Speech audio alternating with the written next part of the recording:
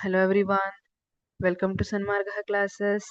Let us see question number 14 of chapter Combustion and Flame. Define combustion. Combustion ಅನ್ನ define ಮಾಡಕ್ಕೆ ಹೇಳಿದ್ದಾರೆ.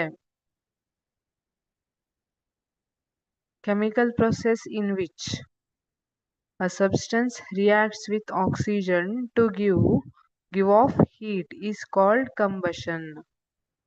ನೀವು ಒಲೆ ಉರಿತಾ ಇರೋದನ್ನ ನೋಡ್ತೀರಿ ಅಲ್ವಾ? ಮನೇಲಿ ಅಡಿಗೆ ಮಾಡುವಾಗ ಒಲೆಯನ್ನ ಉರಿಸಿರ್ತಾರೆ. It is a combustion process.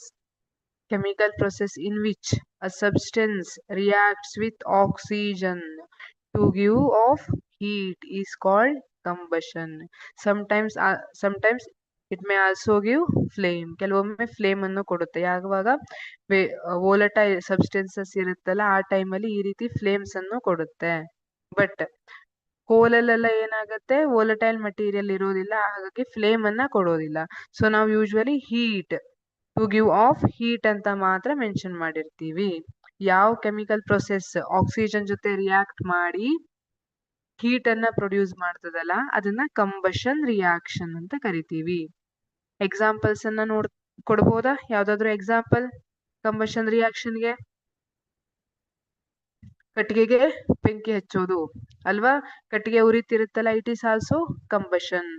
Rusting of iron is also combustion. ಇಲ್ಲಿ ಐರನ್ ಏನ್ ಮಾಡುತ್ತೆ, ಆಕ್ಸಿಜನ್ ಜೊತೆ ರಿಯಾಕ್ಟ್ ಮಾಡುತ್ತೆ.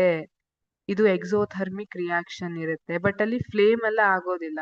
This is slow combustion reaction ಅಂತ ಹೇಳಿರ್ತೀವಿ.